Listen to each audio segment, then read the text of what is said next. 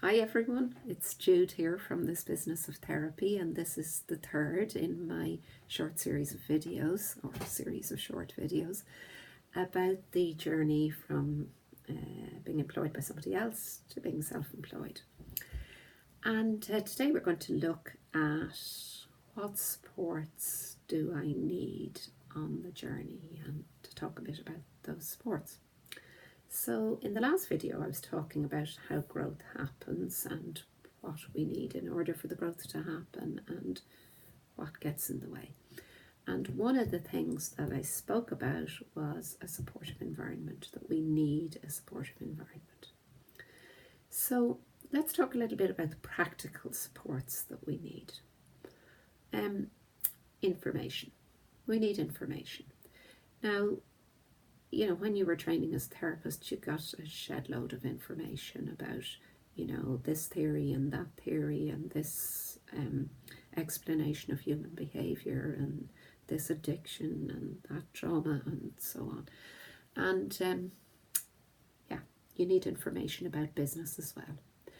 And there's a lot of it out there. And you need to find a way of sifting through that to find out what's relevant for you and what's not relevant for you. So information, that's number one. The second thing that we need is to practice new skills, because this is a whole new ballgame. It is a whole new deal. You've been working for somebody else and there's been a whole lot of muscles that you haven't needed to use because somebody else is looking after those pieces. But when you're self-employed, you need to build all those muscles up. Okay, so practical skills, which might be financial skills or marketing skills or bookkeeping skills or getting yourself out the door to work skills. You also need a plan. Do you remember when I was talking about the child, I spoke about the milestones? Well, you need to have some sort of sense of how you're going to go along, what you're going to do when you're going to do it. There's no point introducing calculus to a 4-year-old because they don't understand it. But by the time they get to honours leaving cert maths, they need to be well up on calculus, okay? So, or whatever your thing is. So you need a plan, you need an idea of how it's going to go from here to here. You need some money, because initially at least you need money to support you. You may need to replace the income that you're currently getting from your job, either full-time or part-time. You'll need money to invest in buying various things that you need to get your practice up and running, like your business cards. You may want to do a website, something like that. That costs money. You need to rent a room.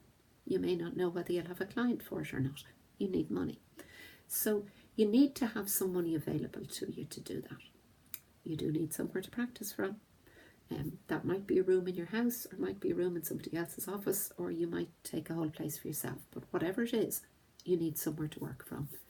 You'll need supervision for your client work, and you'll also need clients. And there are other things that you'll need as well, but they're the main ones. And all of those are supports. They all help to support the practice, the business side of the practice, including your supervision. Because if you're overwhelmed in your practice work, in your client work, you're going to find it hard to have the internal resources to give to setting up a new business. So what about those internal supports? What sort of mind, body pieces do you need in order to set up your own business? Well, you need a vision or an intention or a goal or something that gives you some sort of idea where you're going to or where you want to go to. When you rocked up to therapy school, you must have had a goal to train as a therapist. For whatever that goal might have meant for you, you wouldn't have turned up to therapy school if you hadn't had that goal. You need an inner belief and a confidence in yourself. And if you've never had any business experience before, this is one that's going to need a bit of work. You need the energy to pursue your goal. So if you give all of your energy to your clients, you're going to find it difficult to build up the practice. You need to prioritize the goal of building your practice, just like you prioritized the goal of training as a therapist. You foregoed, don't know what that word is. You let go some other things in order to turn up to class. You let go some other things in order to get your assignments done. You let go the money that you spent on the therapy school, which might have gone to something else if you hadn't had that goal. So do you see how you need to put it in as a priority? You need the courage to take action. And, I mentioned in one of the other videos about permission. Do you give yourself permission to take action on some of these things? Do you give yourself permission to fail? Do you give yourself permission to take risks? Are you willing to take risks? Do you have that courage in there? Or does the idea of taking risks, say on the marketing side or on the financial side, do those risks disable you completely, the fear of them? They might do, but that's the work that needs to be done. So in order to have those supports available, and I've been through quite a few, and there are probably others as well, in order to have those supports available to us, we need to acknowledge that we need them. We need to acknowledge that we need them in order to find them within ourselves, to find external supports to help us get what we need. And we need to be willing to let them in. We need to be willing to take support. You cannot do this on your own. You can certainly try, and many people have tried, but those who succeed in building a self-employed practice allow themselves to receive support from other people.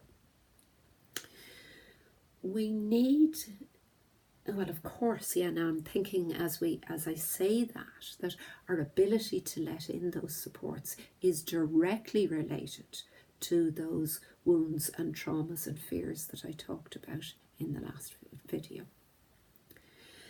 And the old ways of thinking, so if you're serious about being self-employed, and I asked you that question in the first video, if you're serious about being self-employed, are you also serious about allowing yourself to receive the support you need? To even allow yourself to become aware that you need support? And this is where my new training comes in, because on the 19th of October, I'm doing a full day, the business of therapy, the inner journey, and we're going to be looking at exactly those things that I've been talking about. The pieces of our internal work that we need to do in order to move further along that journey to becoming self-employed. We're going to be using tapping. I don't know if you've ever done tapping. It's a favourite tool of mine. I've been using it for forever. It's a powerful clearing tool for moving through old hurts and wounds and paving the way for a new way of thinking, for a new pattern, for a new paradigm.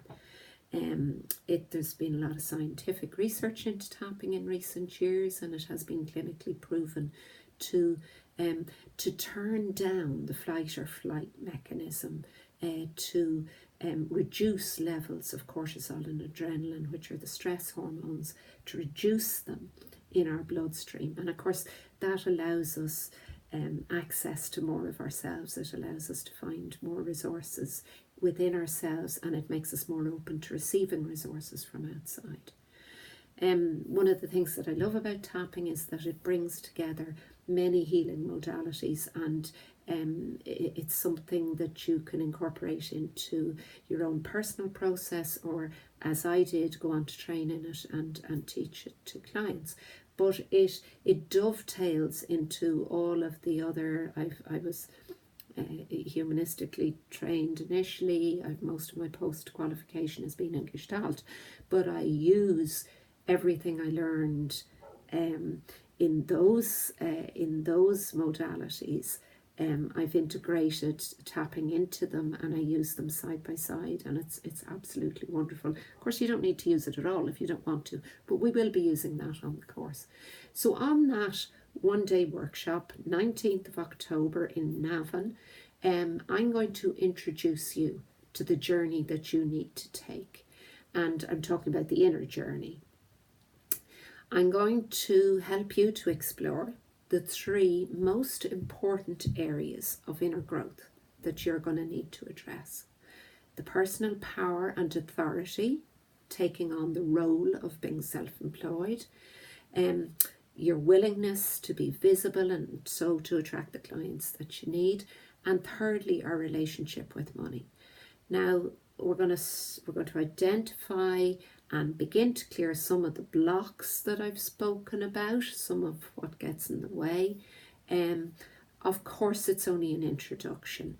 As I said, the journey is a process, but I'm excited about it, and I'm really excited to share it with you. It is an experiential workshop, so numbers will be limited. So if you are interested, please book soon.